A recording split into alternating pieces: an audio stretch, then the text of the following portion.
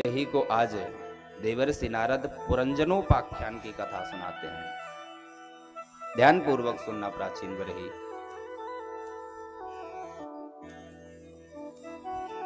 पुरंजन नाम का एक व्यक्ति था, जिसके मित्र का नाम है अभिज्ञात। आज ये पुरंजन अपने मित्र अभिज्ञात से कहने लगा कि मित्र, मैं घूमने के लिए जाना चाहता हूं, तुम भी चलोगे क्या? अभिज्ञात ने कहा कि मैं तो कहीं जाता नहीं हूं, घूमता नहीं हूं। कहां घूमने के लिए जाओगे? तुम भी मत जाओ, मेरे ही पास रहो। अभिज्ञात बहुत मना करता है, पर यह पुरंजन नहीं मानता है। कहा, मित्र मैं तो घूमने के लिए जाऊंगा। पुरंजन घूमने के लिए चल देता है। इस शहर से उस शहर जाता है, उस शहर से उस शहर जाता है। बहुत समय तक घूमता है, पर कहीं कुछ अच्छा नहीं लगता है उसे। एक 9 मंजिल का उसे मकान दिखाई देता है। वो मकान उसे पसंद आया। ये मकान बहुत अच्छा है, ये महल बहुत अच्छा है, यहां घूमना चाहिए। उस 9 मंजिल के मकान में वो जैसे ही अंदर प्रविष्ट होता है तो दरवाजे पर ही 5 फण वाला एक नाग बैठा है। देख करके भयभीत होता है। फिर विचार किया कि मैं तो घूमने के लिए आया हूं और ये प्रदर्शनी में रखा होगा। अंदर प्रविष्ट होता है।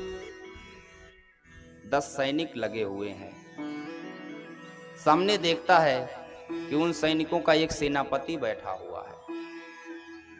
और आगे बढ़ता है तो क्या देखता है कि एक उच्च सिंहासन पर एक खिन्न मना एक युवती बैठी है, एक स्त्री बैठी है, मुखमंडल को लटकाए हुए बैठी है।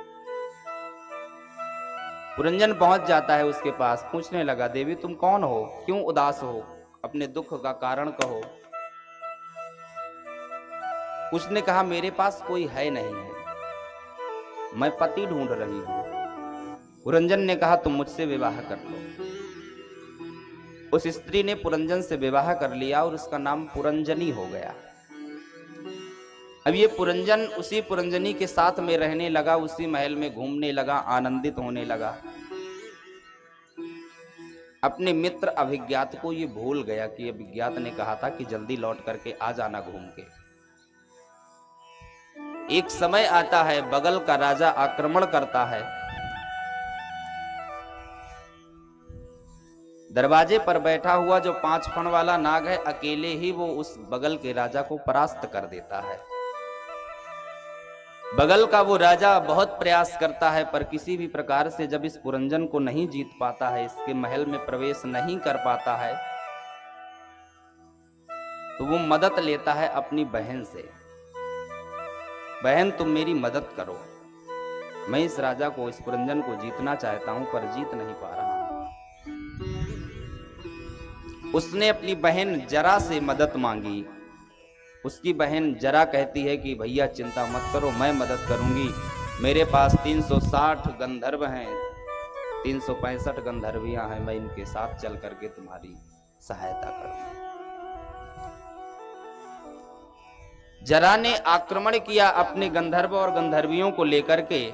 एक दिन में तो नहीं, पर एक दिन ऐसा समय आया कि जरा अब कह दी है कि भैया, अब उसके दरवाजे पर बैठा हुआ 5 फण वाला नाग भी समाप्त हो गया, वो सैनिक भी समाप्त हो गए हैं। अब अंदर पुरंजन अकेला है, जाकर के आक्रमण कर दो। वो बगल का राजा आता है और पुरंजन को समाप्त कर देता है। सुखदेव जी कहते हैं, परीक्षित इस कथा का सारांश समझो। देवर्षि कहते हैं, प्राचीन बरही जानते हो ये पुरंजन कौन है, ये महल कौन है, ये सैनिक कौन है? ध्यान पूर्वक सुनो। पुरंजन कोई और नहीं, पुरंजन ये जीव है।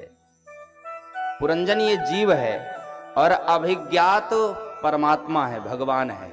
न ज्ञातः सह अभिज्ञातः, जिसको कोई जान ना पाता हो, जो कहीं दिखाई ना देता हो, फिर भी सर्वत्र हो।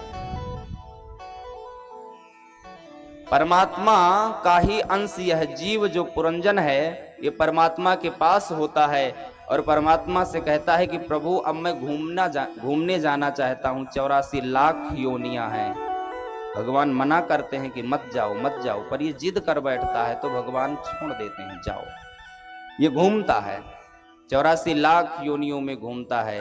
एक योनि जो मनुष्य की योनि है, इसे मनुष्य की योनि अच्छी लगती है और कोई योनि अच्छी नहीं लगती है।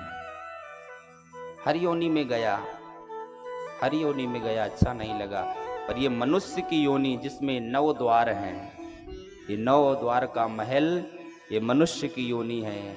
इसमें 9 द्वार हैं, 2 कान हैं, 2 आँख हैं, 2 नाक हैं, मुख है और मलमूत्र का द्वार है। इस 9 द्वार वाले मनुष्य योनि को पाकर के पुरंजन अत्यंत हर्षित हो जाता है कि ये महल बहुत अच्छा है, मैं यहाँ रहूंगा। अंदर प्रवेश करता है तो 5 फण वाला जो नाग है, ये नाग कौन है? ये 5 प्राण है। प्राण, अपान, व्यान, उदान और समान, ये 5 फण वाला नाग 5 प्राण हैं जो हर समय पुरंजन रूपी जीव की रक्षा करते हैं। पुरंजन चाहे सो रहा हो, जग रहा हो, आप जब सोते हैं तब भी आपकी श्वास चलती रहती है, आपका मुख भी खुल जाता है, नाक से भी श्वास लेते हैं, आंख भी खुल जाती है, सुनाई भी दे जाता है।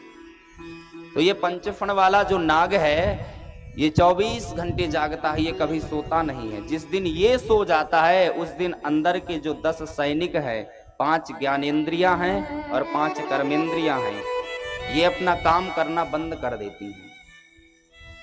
इनको चलाने वाला जो मन है वो पूरी तरह से जर्जर हो जाता है। एक जो सेनापति है वो 10 इंद्रियों का मालिक मन है, और जो अंदर स्त्री है इसकी मालकिन है वो है बुद्धि। बुद्धि इन सबको चलाती है, बुद्धि ही है जो इन सबको चलाने वाली है।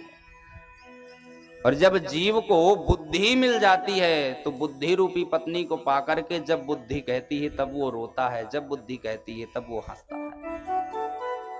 बगल का जो राजा है वो काल है, वो काल है। काल हर समय आक्रमण करता है, ऐसा कोई भी समय नहीं है जिस समय वो आक्रमण ना कर रहा हो। हर समय काल के मुख में हम बैठे हुए हैं, पर वो मार नहीं पाता। क्यों? क्योंकि ये जो 10 सैनिक हैं, एक सेनापति है और 5 फण वाला नाग है, ये लड़ते रहते हैं। कभी हम कोई वार आता है तो हाथ से रोकते हैं, कभी पैर से रोकते हैं, कभी आंखों से देख लेते हैं, कभी कानों से सुन लेते हैं, कभी मुख से बोल देते हैं। ये सब हमारी सुरक्षा कर रहे हैं। जब काल नहीं जीत पाता तो अपनी बहन को बुलाता है और उसकी बहन का नाम है वृद्धावस्था। वृद्धावस्था जिसे जरा कहते हैं। वृद्धावस्था के पास दिन और रात ये वाले सैनिक हैं। रात जो है वो गंधर्वियां हैं और दिन जो है वो गंधर्व हैं। अब जरा वृद्धावस्था दिन और रात को लेकर के आती है। दिन और रात होता रहता है, दिन हुआ फिर रात हुई, दिन हुआ फिर रात हुई, दिन हुआ फिर रात हुई। एक दिन ऐसा आ जाता है कि व्यक्ति वृद्ध हो जाता है, जरा अवस्था उसे घेर लेती है और जरा उसको एकदम से जर्जर कर देती है। अंगम गलितम पलितम मुंडम दसन विहीनम जातम तुंडम वृद्ध्यो याति गृहीत्वा दंडम तदपि न मुंचत्यासा पिंडम। एकदम जर्जर बना देती है, किसी काम का जीव नहीं बचता। तब वो जरा अपने भाई काल से कहती है कि अब तुम इसे मार दो, अब ये कुछ नहीं कर पाएगा, अब इसे तुम समाप्त कर दो, इसे मैंने निर्बल बना दिया है। काल आक्रमण कर देता है और जीव की जीवन लीला समाप्त